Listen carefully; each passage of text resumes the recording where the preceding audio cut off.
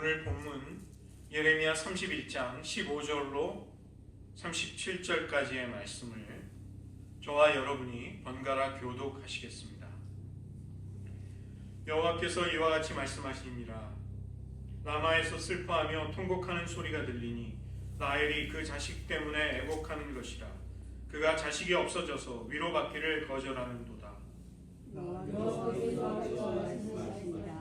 내 눈과 내 눈을 멈추어라. 내 입에 삭을 받을 것인즉 그들이 그의 대적의 땅에서 돌아오리라. 여호와의 말씀이니라. 너의 장래에 소망이 있을 것이라.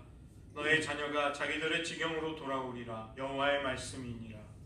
에브라임이 스스로 탄식함을 내가 분명히 들었노라. 주께서 나를 징벌하시네. 멍에에 익숙하지 못한 송아지 같은 내가 징벌을 받았나이다.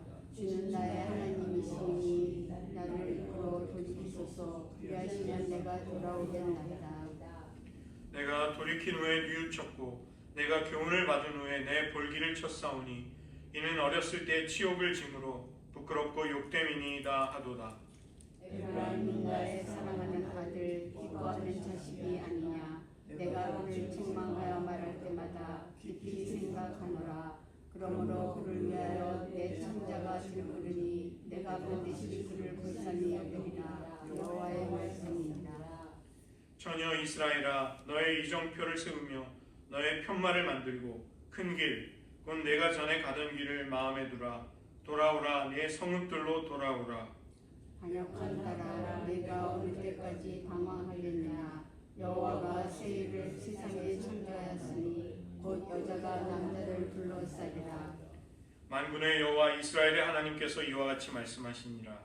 내가 그 사로잡힌 자를 돌아오게 할 때 그들이 유다 땅과 그 성읍들에서 다시 이 말을 쓰리니 곧 의로운 처소요 거룩한 산이요 여호와께서 내게 복 주시기를 원하노라 할 것이며 유다와 그 모든 성읍의 농부와 양떼를 인도하는 자가 거기에 함께 살리니 이는 내가 그 피곤한 심령을 상쾌하게 하며 모든 연약한 심령을 만족하게 하였음이라 하시기로. 내가 하여보니 내 잠이 달았더라. 여호와의 말씀이니라. 보라, 내가 사람의 씨와 짐승의 씨를 이스라엘 집과 유다 집에 뿌릴 날이 이르리니 떼어서 그들을 뿌리뽑으며 무너뜨리며 정복하며 멸망시키며 괴롭게 하는 것 같이 내가 떼어서 그들을 세우며 심으리라. 여호와의 말씀이니라. 그때 그들이 말하기를 다시는 아버지가 신 포도를 먹었으므로 아들들의 이가 시다 하지 아니하겠고 신 포도를 먹는 자마다 그의 이가 신 것 같이 누구나 자기의 죄악으로 말미암아 죽으리라. 여호와의 말씀이니라. 보라, 날이 이르리니 내가 이스라엘 집과 유다 집에 새 언약을 맺으리라.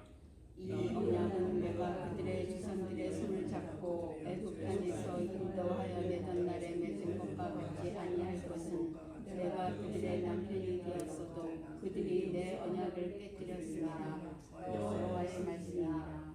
그러나 그날 후에 내가 이스라엘 집과 맺을 언약은 이러하니 곧 내가 나의 법을 그들의 속에 두며 그들의 마음에 기록하여 나는 그들의 하나님이 되고 그들은 내 백성이 될 것이라. 여호와의 말씀이니라. 그들이 다시는 각기 기과 형제를 가리켜 이르기를 너는 여호와를 알라 하지 아니하리니 이는 작은 자로부터 큰 자까지 다 나를 알기 때문이라. 내가 그들의 악행을 사하고 다시는 그 죄를 기억하지 아니하리라. 여호와의 말씀이니라. 여호와께서 이와 같이 말씀하셨느니라. 그는 해를 낮의 빛으로 주셨고 달과 별들을 밤의 빛으로 정하였고 바다를 뒤흔들어 그 파도로 소리치게 하나니 그의 이름은 만군의 여호와니라.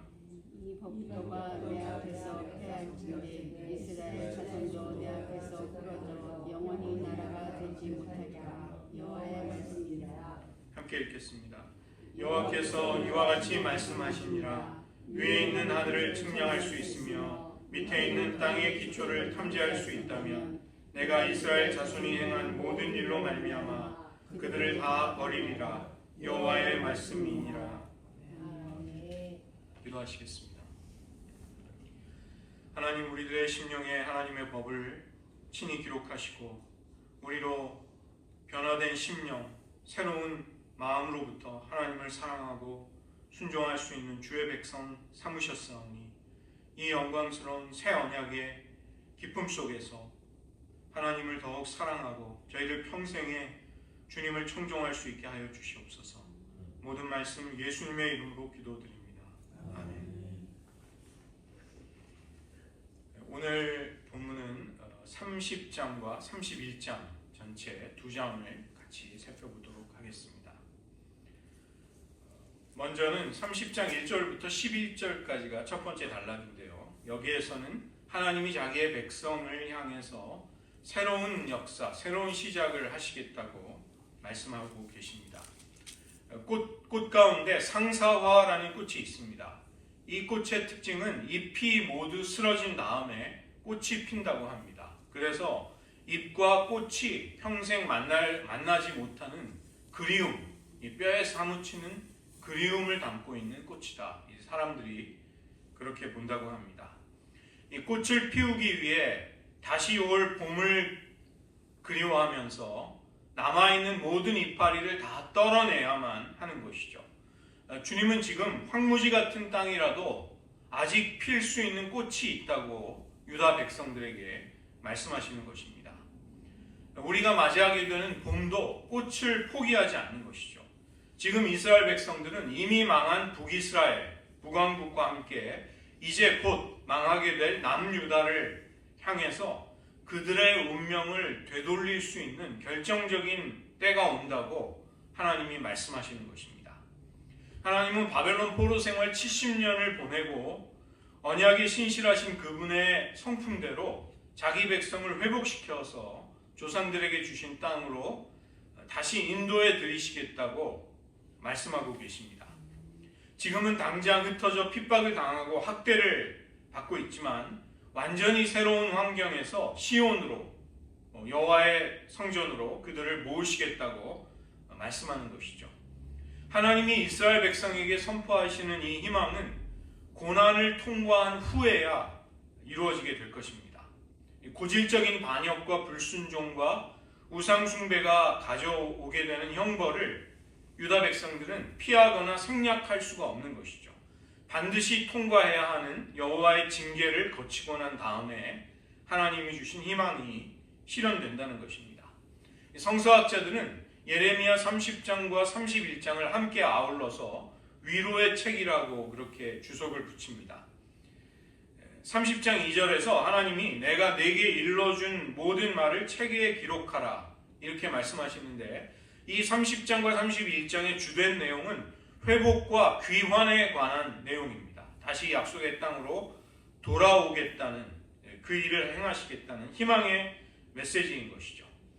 30장 7절을 보시면 이제 닥칠 심판은 야곱의 환난의 때가 될 것이다. 그러나 동시에 하나님이 자기 백성을 환난에서 구해내시는 날이 될 것이다. 이렇게 말씀하십니다. 저는 말씀을 준비하면서 하나님도 참 얄궂으신 그런 부분이 있지 않은가. 이 심판을 선포하시는데 또 굉장히 강력한 희망을 같이 말씀해주고 계시는 것입니다. 헛된 희망에 사람들이 질질 끌려가도록 만드는 것을 희망 고문이라고 부르죠. 그러나 하나님이 주시는 희망의 약속의 메시지는 희망 고문이 아니라 우리에게 희망을 굳건하게 붙들 수 있는 변함없는 흔들리지 않는 견고한 근거가 되는 것이죠. 하나님은 사람이 아니시고 인생이 아니시기에 그분의 입에서 나오는 모든 말씀을 반드시 행하시며 실행하시겠다고 말씀하셨습니다. 30장 7절을 보시면 그러나 그가 환난에서 구하여 냄을 얻으리로다. 즉 환난을 선포하시지만 거기에서의 구원을 하나님은 같이 말씀하십니다. 30장 10절을 보시면 내가 너를 먼 곳으로부터 즉 포로로 잡혀간 흩어져 이방 나라들 속에 섞여 살고 있던 그곳으로부터 구원하고 내 자손을 잡혀가 있는 땅에서 구원하리라. 굉장히 놀라운 말씀인 것이죠. 30장 11절 내가 너와 함께 있어 너를 구원할 것이라. 그런 단서가 있습니다. 그러나 내가 법에 따라 너를 징계할 것이요 결코 무죄한 자로 여기지는 아니하리라. 이 희망의 메시지는 하나님이 자기 백성을 징계한 후에 연단을 거쳐서 이루어지게 됨을 말씀하십니다.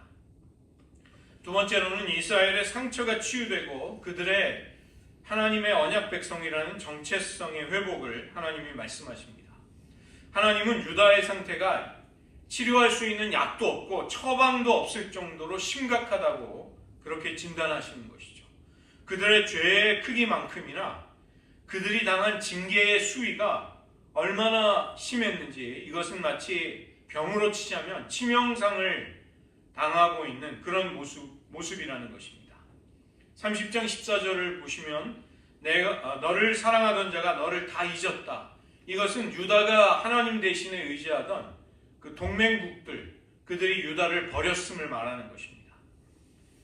30장 17절에서도 쫓겨난 자, 즉 잊혀진 바 되고 버려진 바가 된 시온의 이름, 시온의 명예가 지금 짓밟혔지만 놀랍게도 하나님은 회복을 약속하십니다. 상처에서 새살이 돋아서 다 죽게 된 사람이 기적적으로 생존하듯이 유다는 되살아나게 될 것이다. 하나님은 그런 치료를 약속하십니다. 30장 16절을 보시면 너를 먹은 모든 자, 내 모든 대적, 너를 탈취해 간 자, 너를 노략질해 간 자를 모두 심판하겠다. 하나님은 그렇게 말씀하십니다. 그렇지만 이스라엘이 하나님의 사생자가 아니기에 그들을 징계하신다는 것입니다. 히브리서 12장 8절을 보면 징계가 없으면 사생자다. 아들이라면 징계를 한다는 것이죠. 그러나 모든 이방 나라들은 징계가 아니라 그냥 그들을 심판하시고 이스라엘만은 심판도 하시지만 징계하심으로써 그들을 회복하는 일을 하시겠다고 말씀하십니다. 하나님은 우리를 친자식으로 인정하실 뿐만이 아니라 사랑으로 징계를 내리시기도 하시는 사랑의 아버지이신 것이죠. 그리고 그분은 우리 아픈 상처를 감싸 안아주시고 거기에 새살이 돋게 하겠다. 새로운 세포와 새로운 생명이 임하게 할 것을 약속해 주십니다. 30장 18절을 보시면 내가 야곱 장막의 포로들을 돌아오게 할 것이요 그 거처들의 사랑을 베풀겠다. 즉 이스라엘의 귀환을 여러 번에 걸쳐서 굉장히 확신 있게 이스라엘이 그 희망을 붙들 수 있도록 여러 차례 말씀해 주십니다. 21절을 보시면 그 영도자, 그 통치자는 이방인들 가운데 세워지지도 않을 것이고 이방인들이 함부로 자기의 뜻대로 세우지도 못할 것이며 하나님의 백성들 중에서 세워지게 될 것이다. 그리고 하나님은 특별히 그 지도자가, 그 통치자가 하나님께로 가까이 오게 하시는 그런 은혜를 주시겠다고 말씀하고 계십니다. 30장 22절이 전형적인 언약 공식문입니다.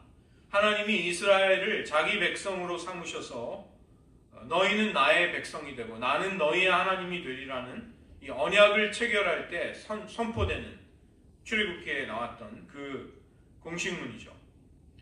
이 언약은 오늘 31장 31절 저희가 읽은 말씀에 따르면 새 언약으로 갱신이 되고 새로워지게 됩니다.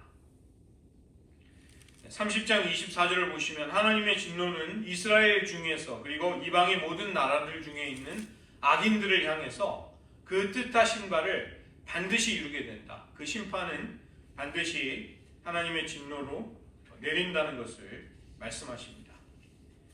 세 번째로는 흩어진 자들을 돌아오게 하실 것을 약속하시는 하나님이십니다. 31장 1절부터 14절입니다. 하나님이 역사에 개입하셔서 자기 백성을 구원하시고 회복시키시는 일은 31장 2절에 있듯이 지난날에 과거의 역사 속에 겪었던 출애굽이라는 하나님의 위대한 역사와 연결이 되는 것입니다. 광야에서 얻는 은혜, 이것이 출애굽의 은혜를 가리키고 있는 것이죠. 북왕국 이스라엘은 멸망 후에 돌아오지 못하게 됩니다. 그러나 남왕국 유다가 사로잡힌 데서 다시 돌아와 하나님이 주시는 안식을 얻게 될 날을 보게 될 것입니다.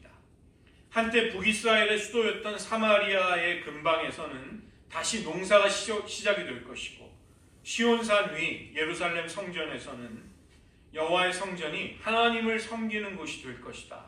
이런 회복을 말씀하시는 것이죠. 그때 백성들은 31장 7절 말씀에 있는 것처럼 이스라엘의 남은 자를 구원해 주실 것을 간구하고 또 그 일이 응하게 되는 것을 보게 될 것입니다. 어떠한 사람들이 그 포로 귀환으로부터 돌아오게 되는가? 31장 8절을 보시면 맹인과 다리 저는 사람, 잉태한 여인과 해산하는 여인이 돌아온다. 이들은 하나같이 그냥 자기 힘으로 서 있기에도 힘든 그런 어려운 사람들이죠. 그런데 이런 사람들이 그 먼 이방 땅에서 약속의 땅으로 돌아온다는 것은 하나님의 전적인 은혜와 능력을 통해 그 일이 이루어질 것을 말씀하는 것입니다.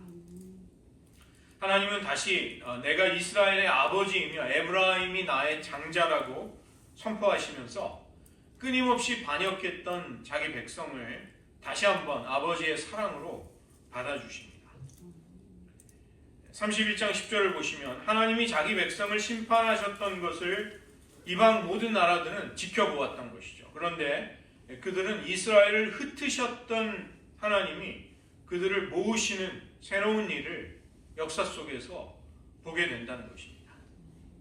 하나님은 이스라엘을 강대국들, 강한 자의 손에서 건져내시고 풍요와 복됨으로 회복시켜서 큰 기쁨이 이스라엘에게 임하게 될 것입니다. 네 번째로는 하나님이 이스라엘 백성들의 회개와 탄원에 응답하시고 또 다시 복을 주신다는 단락이 31장 15절부터 30절에 이어지고 있습니다. 30장 15절에 나오는 이 라헬은 요셉과 베냐민의 어머니이고 요셉의 아들이었던 에브라임이 북왕국 이스라엘의 중심 지파가 되기 때문에 라헬은 북왕국 지파들의 시조 할머니가 되는 것이죠. 전쟁터로 변한 난리통에서 자식을 잃어버리게 된 어머니들의 탄식과 애곡 소리가 끊어지지 않게 될 것이다. 그렇게 말씀하시지만 이제 그 애곡 소리가 그치게 될 날을 하나님은 말씀하시고 계십니다. 31장 16절에 내 일에 삭슬 받을 것이다. 이것은 내가 자식을 낳아서 키운 일이 헛된 일이 되지 않을 것이다. 이렇게 말씀하는 것이죠. 지금 자식을 잃은 애통한 어머니들의 울음소리가 가득한 세상 속에서 하나님은 소망을 말씀하시는 것입니다. 이 라헬이 죽어서 묻혔던 곳이 베들레헴인데 예수님이 탄생하신 곳이 바로 베들레헴이죠. 예수님이 탄생하셨을 때 헤롯 대왕은 2살 아래의 아기들을 유아 학살 명령을 내립니다. 그로 인해서 어머니들의 애통과 애곡하는 소리가, 울음소리가 그 땅에 가득했던 것입니다. 그래서 마태복음 2장은 예수님의 어린 시절, 아기 때 일어났던 그 사건이 이 말씀의 예언을 성취하는 것이라고 보았던 것이죠. 에브라임은 하나님 앞에 회개를 하는데 농사의 비유를 통해서 제멋대로 날뛰는 송아지, 이 멍에를 매기 싫어서 제멋대로 굴었던 에브라임이 이제는 스스로 탄식하면서 젊은 시절, 즉 이스라엘의 초기 역사에 죄악을 뉘우치고 있다는 것입니다. 그들이 어떻게 진정으로 회개할 수 있는가? 그 비밀이 31장 18절에 나옵니다. 나를 이끌어 돌이키소서, 그리하시면 내가 돌아오겠나이다 라는 간구입니다. 우리가 우리의 양심과 의지를 가지고 회개하는 것이 아니라 하나님께서 그분 가까이로 우리들을 이끌어 주실 때 우리의 심령은 겸손해지고 낮아져서 하나님께 가까이 이끌려서 우리의 잘못을 뉘우칠 수 있게 됩니다. 아까 30장 21절도 보셨을 때 장차 하나님의 백성들 중에 세워질 통치자, 하나님은 그에게 특별한 은혜를 주시는데 그를 하나님께 가까이 올 수 있게 하는 은혜를 주신다는 것이죠. 그래서 그는 하나님을 가까이 하는 사람이 된다는 것입니다. 이것이 똑같은 원리입니다. 우리가 의롭고 우리가 노력해서 주님을 가까이 하는 것이 아니라 주님께서 우리를 사랑하셔서 우리를 그분과 동행할 수 있도록 그분께로 가까이 이끌면 우리의 심령은 주님을 즐거이 따를 수 있게 되는 것이죠. 물론 우리는 최선을 다해 신앙생활을 하고 순종을 해야 합니다. 그러나 이런 근본적인 은혜, 선행적인 은혜가 있을 때, 즉 하나님이 그분께로 우리들을 이끌어 가실 때 그런 도우심이 우리들에게는 간절히 필요한 것이죠. 그런 은혜가 있게 되면 우리는 하나님을 갈망하게 됩니다. 하나님을 사모하고 사랑하고 즐거이 주님과 동행하는 일이 가능해지는 것이죠. 에브라임은, 즉 하나님의 백성은 이전에 사로잡혀 가기 전에 저질렀던 죄를 뉘우치고 있습니다. 하나님은 그런 자기 자식을 보시면서 31장 20절에 창자가 들끓는 연민과 사랑과 아픔으로 회개하는 자녀를 대하시는 것입니다. 책망할 때마다 그 자녀를 깊이 생각하시고 절절한 사랑으로 대하고 계시는 것이죠. 이 하나님이 불쌍히 여기시는 마음이 히브리어에는 어머니의 자궁, 이 자궁이 바로 어원이 됩니다. 하나님의 동정심, 하나님의 불쌍히 여기시는 마음이 레헴이라는 자궁, 어머니의 자궁과 이 하나님의 불쌍히 여기시는 마음이 같은 어원에서 나온 말입니다. 어머니는 10달 동안 태아를 자궁에 품는 것이죠. 그처럼 하나님은 사랑하는 자기 자녀를 한 번도 잊지 않으시고 자기의 마음에, 심중에 품고 계신다는 것입니다. 21절 말씀이 굉장히 놀라운 말씀입니다.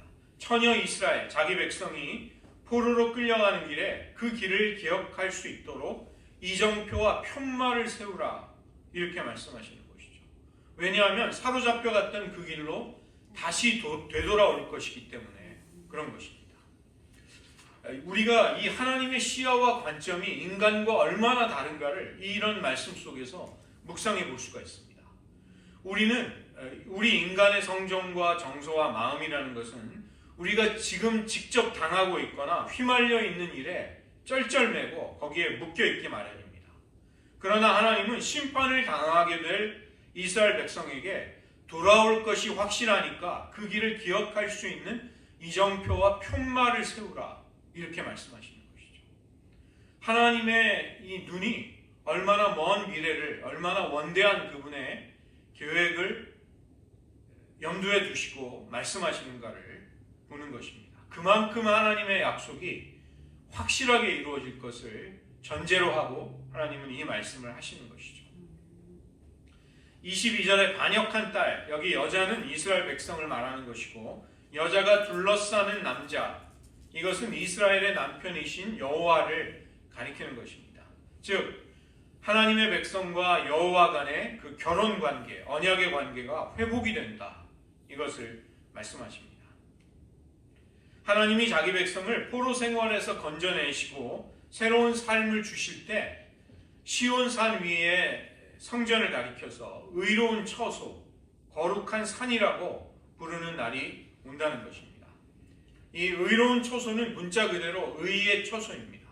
하나님이 자기 백성에게 신실하시고 그 맺으신 언약의 한결같으심이 증명이 되는 장소, 하나님의 의로우심이 드러나는 장소, 그런 곳이 된다는 것이죠. 또 31장 28절, 하나님은 그들을 다시 심고 세우실 때 깨어 있으실 것이다, 이렇게 말씀하십니다.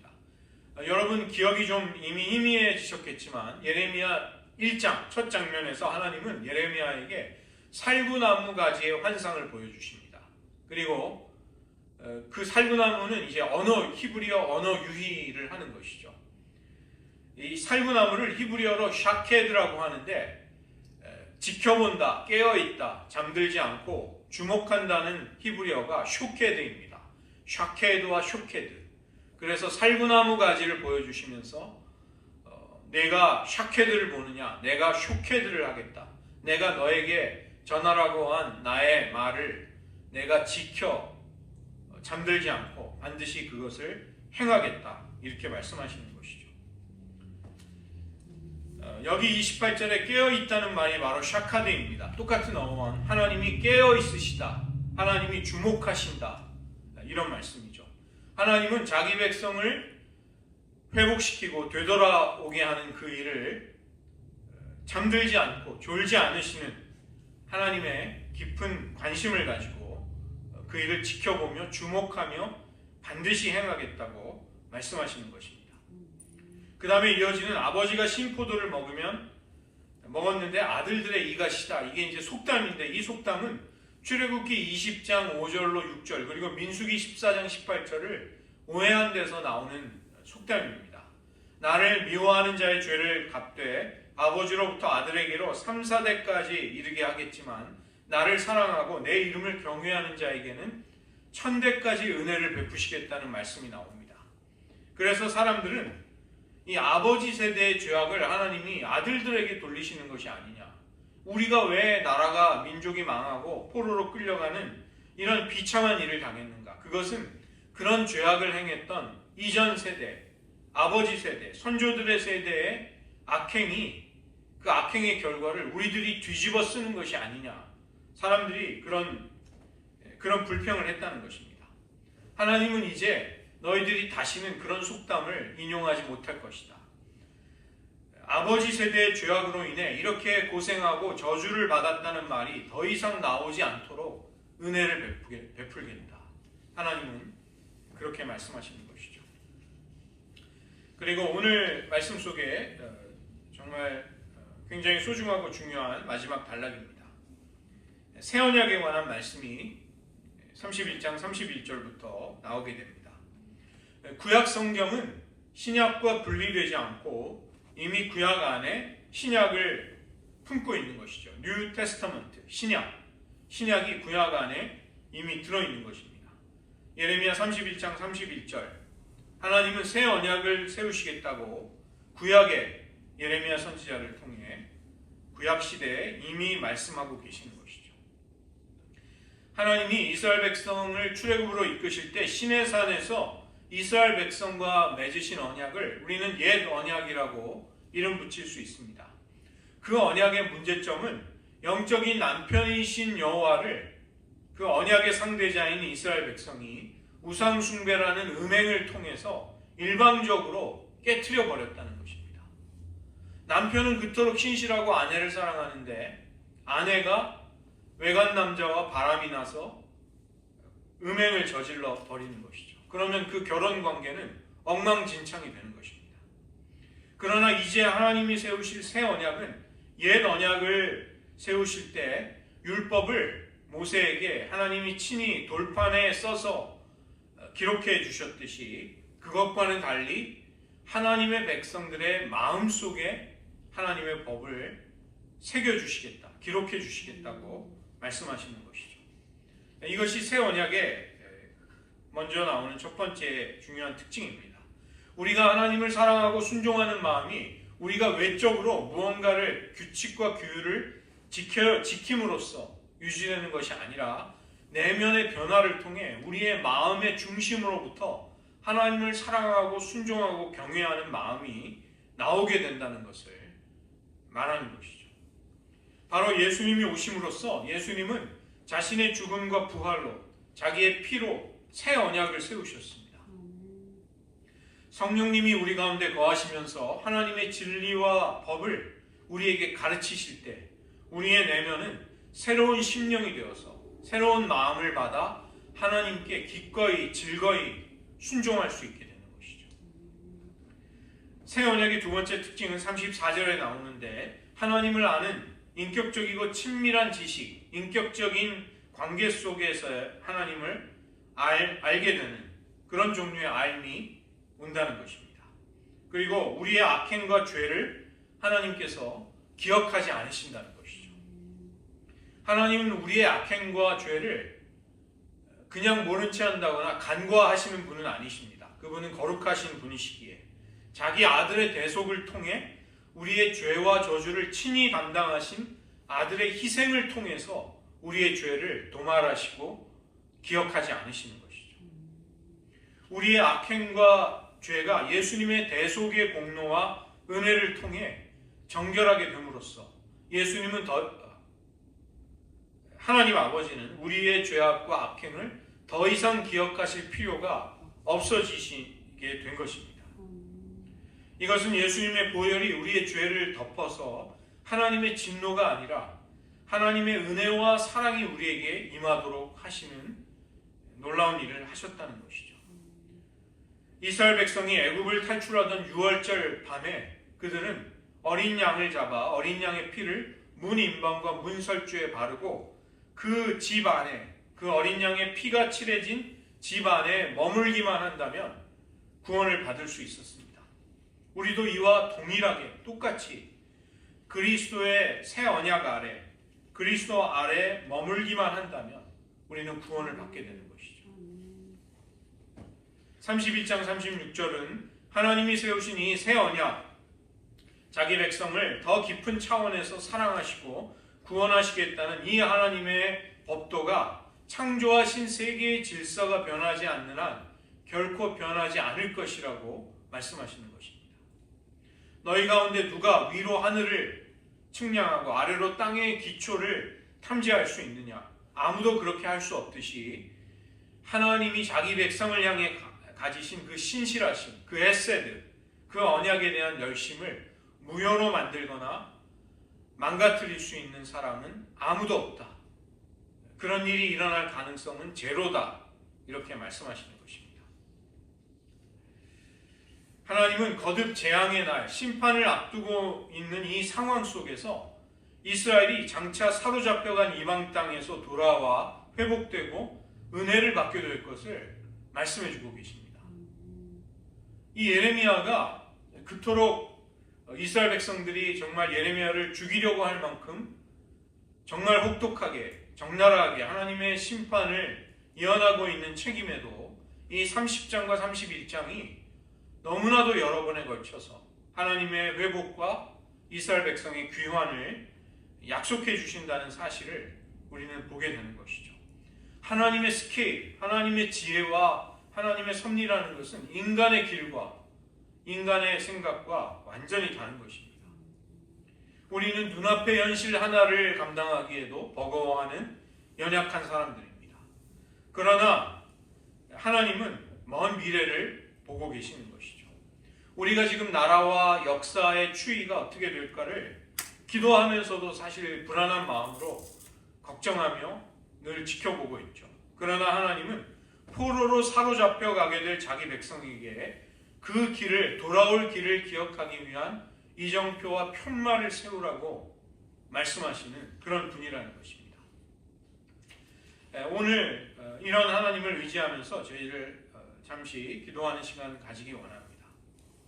지금 우리의 삶에 위기와 어려움이 분명히 있습니다. 그러나 우리는 걱정하거나 근심하지 말아야 하겠습니다.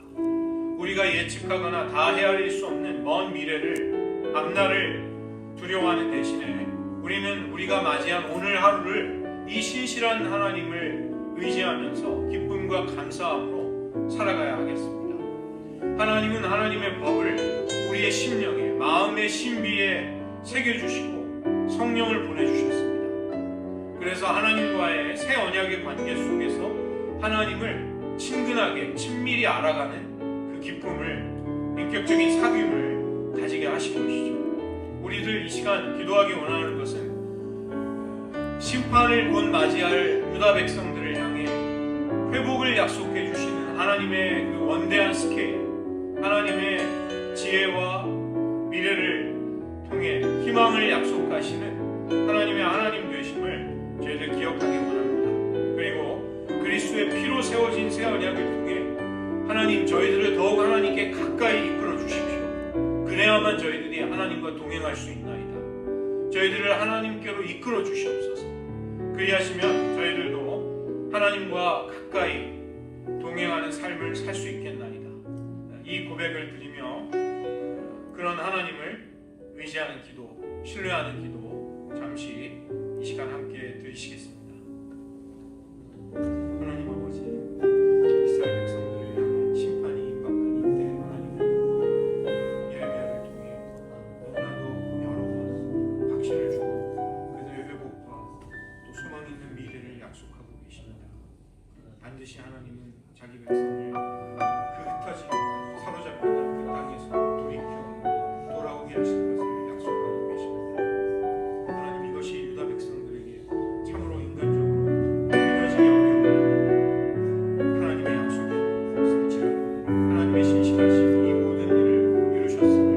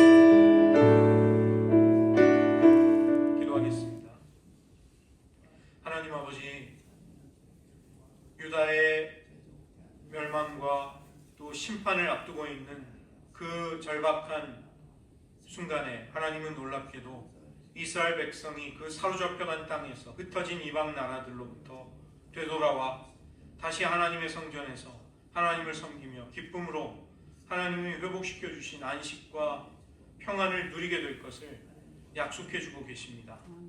하나님, 우리들은 얼마나 연약한지요.